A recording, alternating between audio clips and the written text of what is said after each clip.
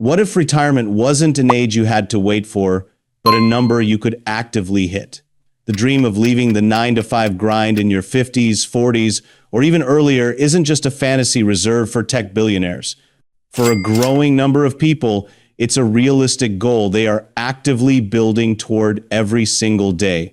Today, we are going through the ultimate early retirement checklist, a no-fluff, no-nonsense assessment that will give you the clarity you've been searching for.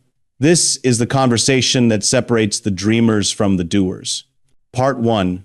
You know exactly how much life costs you. The very first question in any serious retirement discussion is this: what is your number? The phrase, "I think I probably spend around $4,000 a month," is the language of someone who will never retire early. The person on the fast track says, "My core lifestyle costs exactly $4,112 per month, and another $600 goes to variable spending." That is the difference between a wish and a plan. For most people, their financial life is death by 1,000 cuts. It's the $40 a month on a subscription service you forgot you had, the $200 on lunches out because you didn't plan, the streaming services, the software trials that converted to paid plans. These things are silent killers of your financial freedom. Once you know your exact monthly cost of living, you know the absolute minimum income your investments need to generate to set you free. That number is your freedom number. So here is your action for today. Don't put this off. Open a spreadsheet or download a budgeting app right now and commit to tracking every single dollar that leaves your accounts for the next 30 days. Every coffee, every grocery run, every bill. No judgment, just data. At the end of 30 days, you will have the single most important piece of data for your retirement plan. Part 2, your housing is handled. Your single biggest monthly expense by a huge margin is almost certainly your housing. You cannot have a serious conversation about early retirement until you have a permanent solution for this. For most early retirees, this means one thing: the mortgage is gone. A paid-off house is the ultimate financial fortress.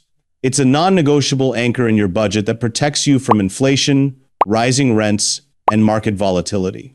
Let's run some simple, powerful math. Let's say your mortgage payment is $2,500 a month. That's $30,000 a year. Using the 4% rule, a common retirement guideline, you would need $750,000 in your investment portfolio just to generate enough income to cover that mortgage payment. By paying off your house, you have effectively just freed up $750,000 of your portfolio. If you are renting, the challenge is different. You have flexibility, but you are permanently exposed to rent hikes that can derail your budget. An early retirement plan that relies on paying a landlord for the next 40 years is a plan built on shaky ground. Your action today is to confront your housing situation head on. If you have a mortgage, log into your account and look at the amortization schedule. Find your payoff date. Now, use an online calculator to see what happens if you add an extra $200 or $500 to your principal payment each month. See how many years you can shave off that loan. Part 3. You can access your money before 65. This is a critical and often overlooked piece of the puzzle. It's great that you have $500,000 saved up, but if it's all locked away in a traditional 401k or pension plan, it's practically useless for an early retirement. The government sets the rules, and for most of these accounts, you can't touch that money without facing a steep 10% penalty on top of taxes until you are 59.5 years old. If you plan to retire at 50, you have a 9.5-year gap to bridge. This is where the concept of a bridge fund comes in. You need accessible money to live on during those years between your early retirement date and your traditional retirement age. This means you must be actively building savings in accounts that don't have age restrictions. The most common and powerful tool for this is a standard taxable brokerage account. Yes, you pay capital gains taxes when you sell, but there are no age penalties. You can pull money out whenever you want. Other options can include Roth IRA contributions, which you can withdraw tax-free and penalty-free at any time, or even a high-yield savings account stacked with cash. Your action today is to review your savings.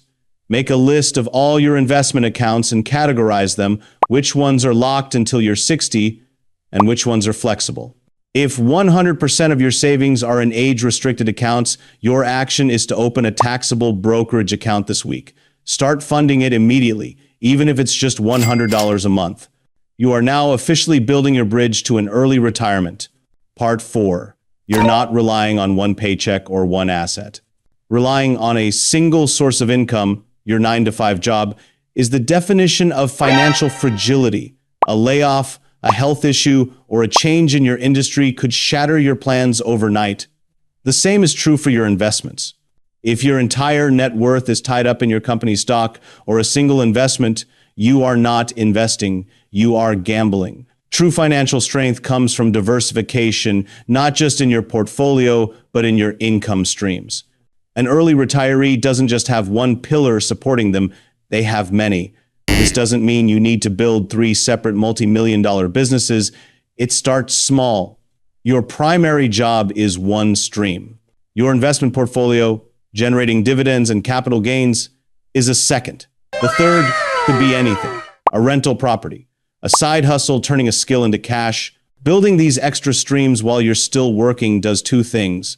It dramatically accelerates your savings rate, and it de-risks your plan by proving you can generate income outside of a traditional job. Your action today is to identify one skill or one asset you have that could be monetized. Just one. Don't overthink it. Are you great at organizing? Offer your services online. Do you have a spare room? Consider renting it out. The goal isn't to replace your salary overnight. The goal is to prove the concept. Part 5. Your debt won't follow you into retirement. Carrying consumer debt into retirement is financial suicide. Every dollar you have to send to a credit card company or a car loan lender is a dollar you can't use to live on.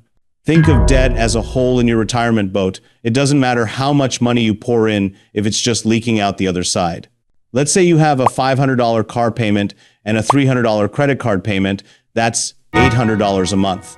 That's nearly $10,000 a year. That $10,000 has to come from somewhere, which means your investment portfolio has to be that much larger to support you. Eliminating that debt is the mathematical equivalent of giving yourself a $10,000 a year raise in retirement. You must become allergic to debt.